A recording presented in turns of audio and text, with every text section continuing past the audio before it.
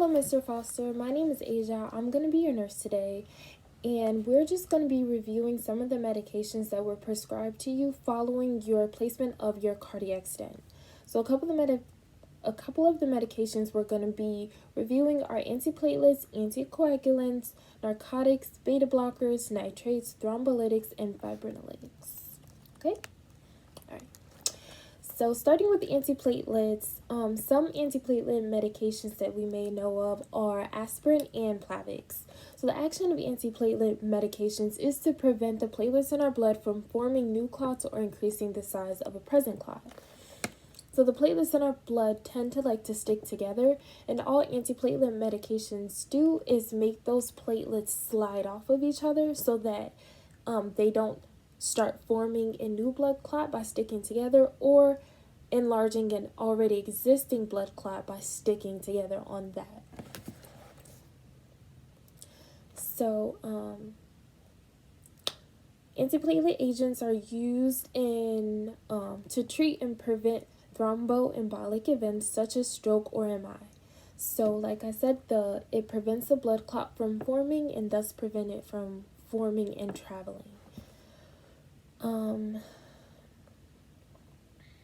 Okay, so this medication is contraindicated in patients that are allergic to antiplatelets who have the hypersensitivity to the medication. And we're going to use this medication with caution in patients who just experienced recent trauma or patients who have a history of GI bleed or ulcer disease. So while you are being administered antiplatelets, you will be assessed for evidence of additional or increased thrombosis or blood clot. And you will also be assessed for symptoms of stroke, peripheral arterial disease, or MI periodically throughout the therapy with antiplatelets. All right, so a bit of education with this medication would be that it's important to notify your healthcare professional. It's important to notify a healthcare professional immediately if bleeding occurs. It's also important to report tinnitus, bleeding of the gums, bruising, black tarry stools, or fever lasting more than 3 days. All of those things are very important to report. And then, as a patient on long-term antiplatelet therapy, or just as a patient that is receiving antiplatelet therapy, you should always ensure to inform the healthcare professional of the medication regimen before any lab procedure, test, surgery, or treatment. So this medication regimen is something that you want to notify any provider that you are receiving care from of. Okay. So next medication is anticoagulants. Some anticoagulants that we know are heparin and Lovenox. So anticoagulants are used in the prevention and treatment of thromboembolic disorders, including deep vein thrombosis, pulmonary embolism, and atrial fibrillation. So anticoagulants are also used in the management of myocardial infarction separately or in combination with thrombolytics and or antiplatelet agents. So what anticoagulation agents action is to prevent the clot extension and formation. They do not dissolve clots. So types of anticoagulants would be heparin, warfarin, direct thrombin inhibitors, and oral factor XA inhibitors. Some contraindications associated with anticoagulant medications would be underlying coagulation disorders, ulcer disease, recent surgery, or active bleeding. Drug interactions to be aware of when you are receiving anticoagulation medications are going to be that warfarin is highly protein bound and may displace or be displaced by other highly protein bound drugs, and the resultant interaction really just depends on which drug is displaced. So that is the most pertinent interaction with this drug. I also wanted to discuss with you that during your anticoagulant therapy, you will be assessed for bleeding and hemorrhage, which may present as bleeding gums, nosebleeds, unusual bruising, tarry black stools, hematuria. So those are all things that you will be assessed for. If overdose occurs or anticoagulation needs to be reversed immediately, the antidote for heparin is protamine sulfate, and the antidote for warfarin is vitamin K.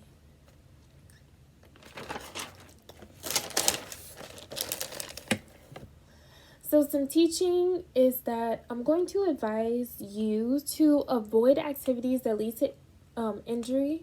So these are what we call bleeding precautions. So we're going to want to avoid activities that may lead to injury, such as high contact sports.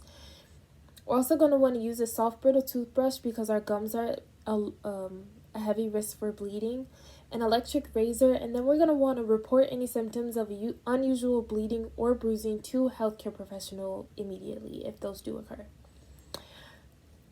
Also wanted to mention that we're going to need to limit your consumption of foods high in vitamin K, such as broccoli, spinach, Brussels sprouts, kale, asparagus, lettuce, and okra.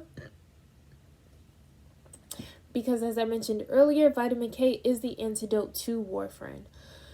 It's also important to carry identification describing your condition and the medication regimen that you are currently on, as well as notifying your healthcare provider prior to receiving any lab testing, procedures, or treatment.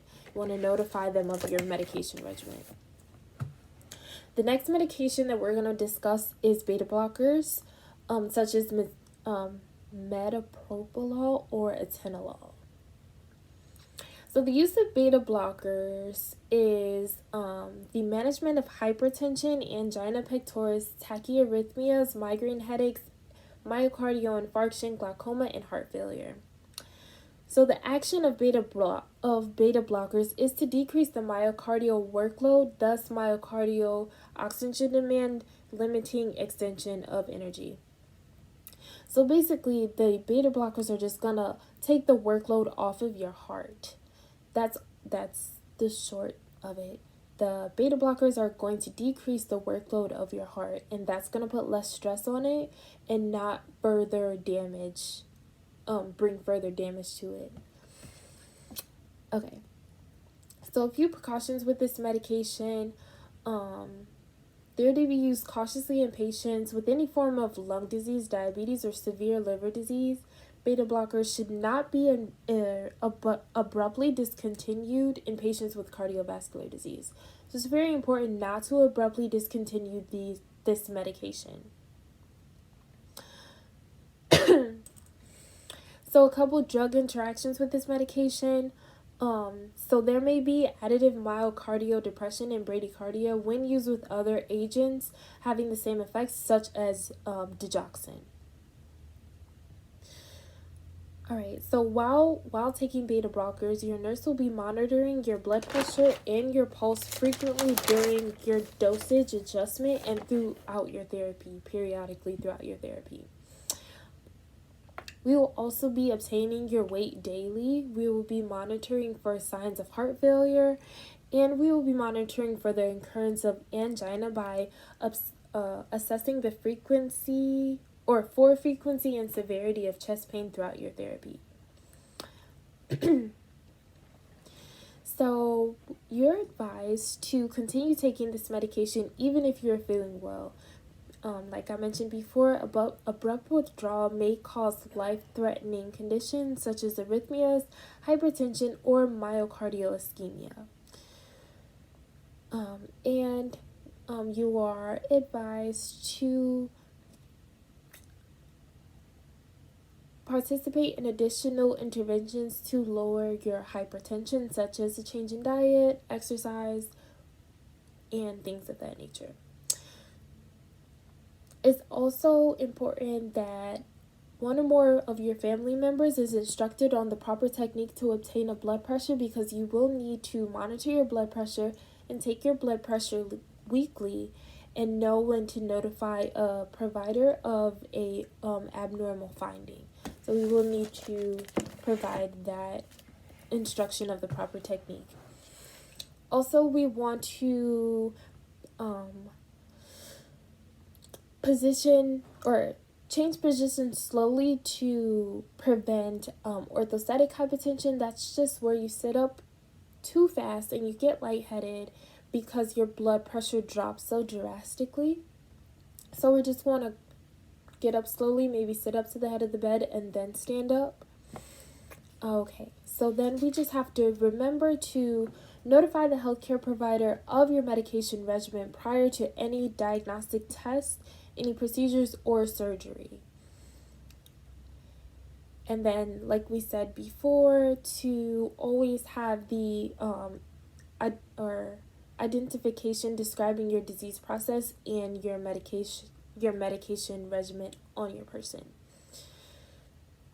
The next medication I'm going to discuss is thrombolytics, such as Alteplase. So thrombolytics restore the blood flow to the heart muscle by dissolving clots in arteries. Alteplase is used in the management of acute pulmonary embolism and acute ischemic stroke.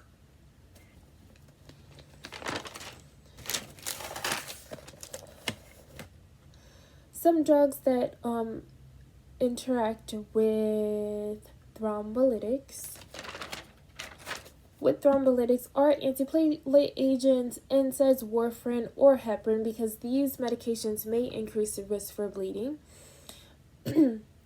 While on this medication, your nurse will be monitoring your vital signs continuously for coronary thrombosis and at least every 4 hours during therapy for other indications.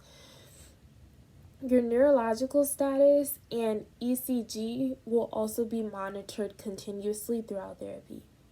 Some teaching that I wanted to share with you would be to make sure to report any signs of hypersensitivity or allergic reaction immediately, such as rash or trouble breathing, and bleeding and bruising. And then we also need to implement those bleeding precautions that we were talking about earlier, avoidance of contact sports, the soft bristle toothbrush, electric razor, just the precautions to prevent bleeding. The next medication we're going to talk about is nitrates. So the action of nitrates is to dilate the coronary arteries to increase blood flow to the heart muscle and relieve chest pain. The effects of this action include relief or prevention of anginal attacks, increased cardiac output, and reduction of blood pressure. So side effects of nitro include dizziness, headache, restlessness, weakness, blurred vision, hypotension, tachycardia, abdominal pain, nausea, and vomiting. So when you experience chest pain and you go to take a nitro, you take your first nitro and then you wait 5 minutes for the chest pain to resolve. If the chest pain does not resolve, you are then to take a second nitro. And then you wait another 5 minutes. If it then does not resolve, then you can take a third nitro and you wait 5 minutes for that chest pain to resolve. You can only take 3 nitros in the span of 15 minutes. If your chest pain does not resolve, that is when we want to be making a trip to your healthcare provider or to the nearest emergency department. Okay, so your blood pressure and your pulse will also be assessed before and after administration, and that's something that a family member will have to be educated on, because you do want to check your blood pressure and your pulse before you take your nitro and after. In the hospital setting, patients receiving IV nitro will be continuously monitored. Their blood pressure and their EKG will both be continuously monitored. Some patient education regarding nitro would be to take the medication as ordered, even if you're feeling better, and taking missed doses as soon as you remember, unless your next dose is in the next 2 hours. We do not want to abruptly discontinue nitro or double doses. A headache is the most common side effect of nitro that will decrease with continued therapy, and we're going to want to notify the healthcare provider if we experience dry mouth or blurred vision while taking nitro. Okay, the next medications that we're going to discuss are narcotics, such as morphine or Dilaudid. The action of these narcotics is to just relieve that chest pain. So side effects of these narcotics would be confusion, sedation, euphoria, hallucinations, headache, and blurred vision.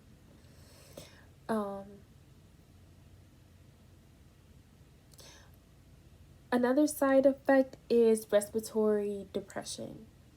So morphine is a drug with known abuse potential, so you'll need to protect it from theft and never give it to anyone other than the individual for or to whom it was prescribed.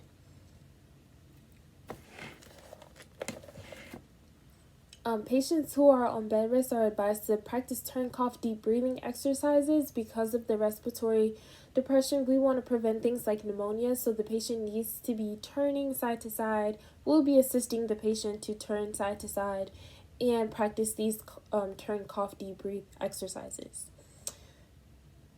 The next medication we're going to discuss is fibrinolytics.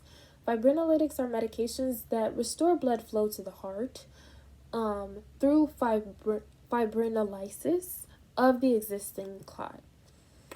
This medication should be administered within 30 minutes of the arrival at the hospital. Contraindications of fibrinolytics include recent surgery or bleeding, presence of a peptic ulcer, uncontrolled hypertension, and pregnancy. The major complication of fibrinolytic therapy is bleeding, and there is specifically a risk for increased intracranial hemorrhage.